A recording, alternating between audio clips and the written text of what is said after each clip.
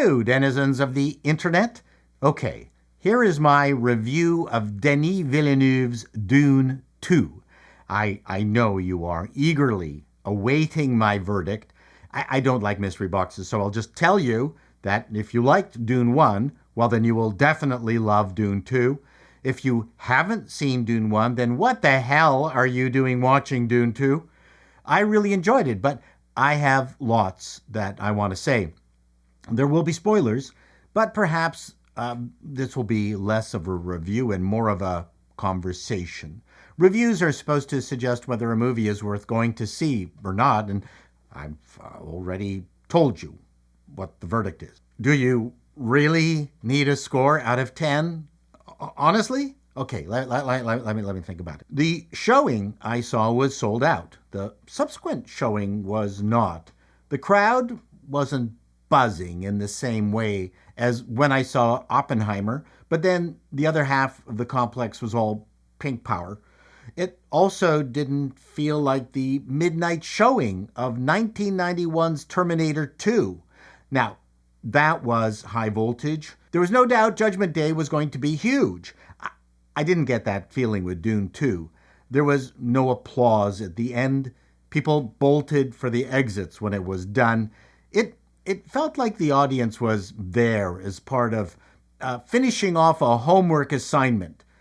Dune 2 is extremely cinematic. It's a cinematic experience. Lingering shots, stunning landscapes, perhaps audiences long ago distanced from David Lean or Francis Ford Coppola, raised on superhero movies, no longer have that cinematic gene. Who knows? I thought the movie was better than the audience's reaction to it was. In fact, there were several ironic moments that caused me to laugh out loud, whereby the audience reacted on my cue. It was as if they needed confirmation from someone much smarter than them for permission to react. I do know that when I was performing live with the Frantics comedy troupe, Fridays were always the worst day because people had just finished a week of work and they were mentally or physically exhausted, and they were dragging someone along who didn't really want to see the show. And reactions were generally flatter. You live performers out there, you can confirm this in the comments. Look, I don't care. I enjoyed it, even though it was weird at the end. First of all, what did I like? Much like Dune 1, which was more of a palate cleanser for Dune 2, I appreciated Denis' slower pace and grand vistas, which allowed me to suspend my disbelief. The world building, the gear porn was pretty much perfect. I didn't feel like I was watching wall-to-wall CG, except for the massive stadium scenes with the thousands of tiny computer-generated people waving and cheering. I didn't see one hot dog vendor in the aisles. Those really did pull me out of the movie. The acting superstars were Javier Bardem, Rebecca Ferguson, and Stellan Skarsgård, followed closely by Josh Brolin, Dave Bautista, and Austin Butler.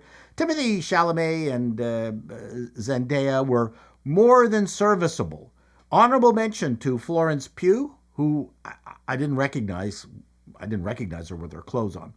The production design is spectacular, and when the movie is working, it is very easy to disappear in it, especially around the world of the Bene Gesserit, which, if my memory serves me, Denny actually does a better job of fleshing out. Nasty comments below. And it is here where Denny succeeded, because the book's primary source of entertainment, at least for me, came from the world building.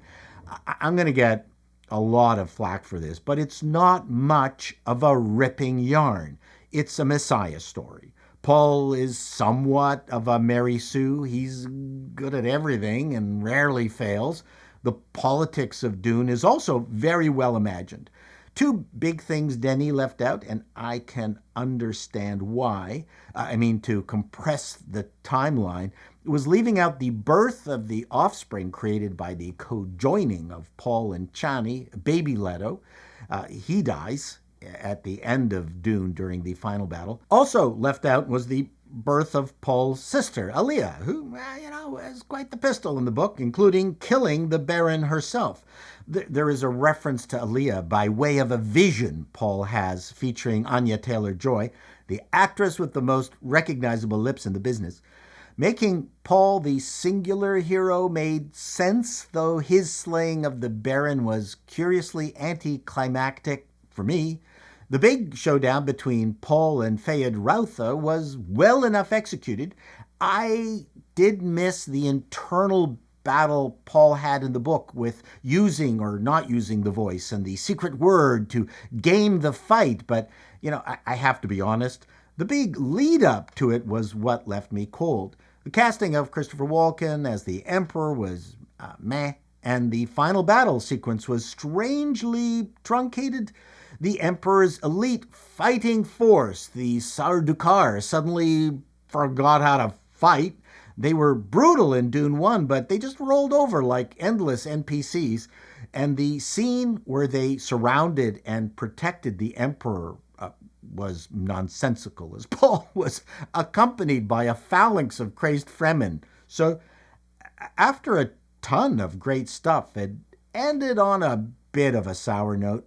There was a diversion from the book in reference to the impending orbiting forces of the other houses who did not accept Paul's emperorship.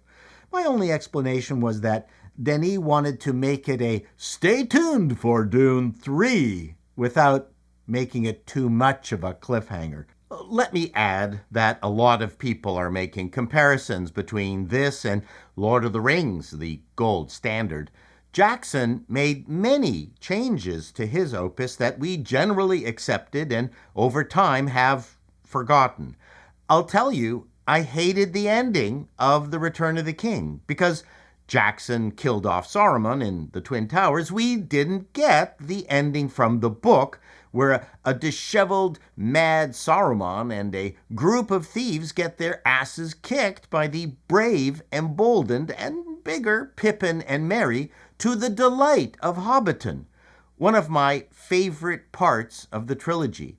Instead, we just got the weepy Frodo sailing off into the sunset ending.